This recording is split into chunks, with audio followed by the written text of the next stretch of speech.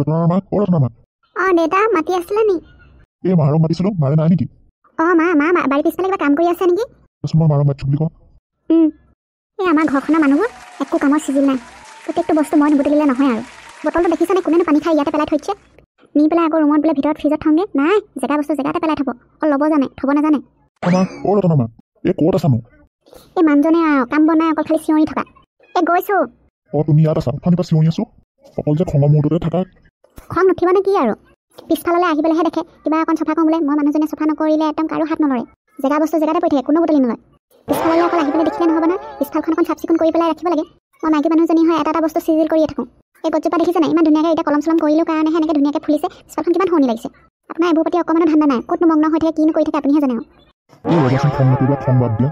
মই মানে এফালে যাওঁ, সেইটোকে তোমাক ক'বলৈ আহিলোঁ। আকৌ কোনফালে যায় নে দুপৰীয়াখন? তুমি জানানে আমাৰ গাঁৱত যে এটা টি ফেক্টৰী বহিছে? টি ফেক্টৰীটো বনোৱা বাটত ল'ৰা এটাক লগ পাইছিলোঁ। সি তাৰ মালিক হেনো। হয় নেকি? তাৰপা আৰু কেইদিনমানৰ আগতো তাক লগ পাইছিলোঁ, কিন্তু ভালকৈ কথা পাতিবলৈ নহ'ল। কালি মই ইভিনিং এক্সাৰচাইজ কৰিবলৈ যাওঁতে তাক লগ পালোঁ। কথা পাতোঁতে কথাটো ওলালে। তাৰপৰা ল'ৰাটোৱে সঁচা কৈছে নে এতিয়া মিছা কৰিছে সেইটোকে চাবলৈ যাওঁ। গাঁওখনত সঁচাকৈ টি ফেক্টৰী আহিছে নে, সি এটা মালিক নে হয়নে, এটা ইনফৰ্মেশ্যন লৈ লওঁ।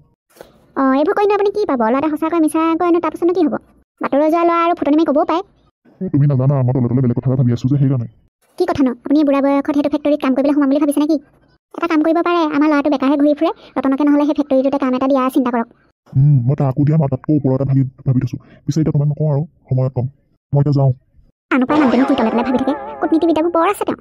পেট খুলি কথাও সঁচা নকয় আৰু যি টি আধাখনীয়াকৈ কথাবোৰ কৈ থৈ পেলাই মোৰ মনটোহে উগুল থুগুল লগায়। যাওঁ এতিয়া। আগফালে ফুলনি বাৰীখন ঠিক কৰোঁ, পিছফালখন ঠিক কৰিলোঁ। ফুলবোৰ ইমান ধুনীয়াকৈ ফুলিছে। খৰালি কালত ফুলবোৰ ভালেই হয় বাৰু, ছিজনটো ভাল যে, বৰষুণ বতাহ চতাহবোৰ ইমান আহে। আকৌ বাৰিষা কাললৈ বেয়া হ'ব যে, মনটোহে বেয়া লাগিছে। মা কি কৰিছা? মই তোমাকে বিচাৰি ফুৰিছিলোঁ। দেউতাই তোমাক লগ পালেনে? দেউতাই বিচাৰিছিলে তোমাক। ফুলবোৰ ইমান ধুনীয়াকৈ ফুলিছে। বৰষুণ নাই অহা যে, আকৌ কেইদিনমানৰ পাছত বৰষুণে বেয়াই কৰিব।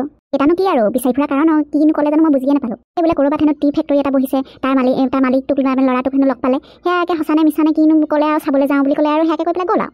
কি দেউতা তেনেকৈ কৈছে নেকি? তই আকৌ আচৰিত কেলৈ হৈছ? নাই এনেই মানে।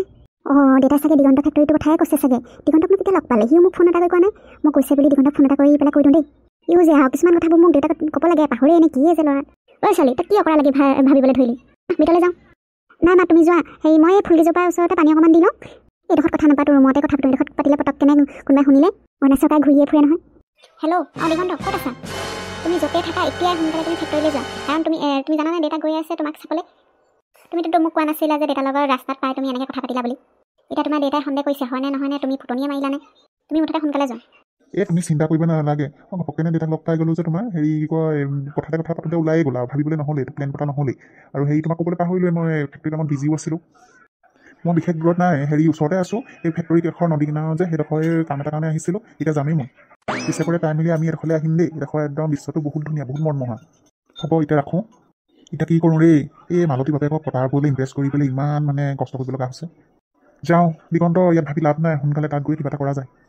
যাওঁ, মই কৰ্মচাৰীবোৰক বুজাই দিওঁগৈ যে মালতী বাপেকৰ ওচৰত একো উল্টা পুল্টা নকয়। মালতী বাপেকটো বৰ চালাক মানুহ, খুচৰি সেই কৰ্মচাৰীবোৰৰ পৰা কথা উলিয়াই ল'ব।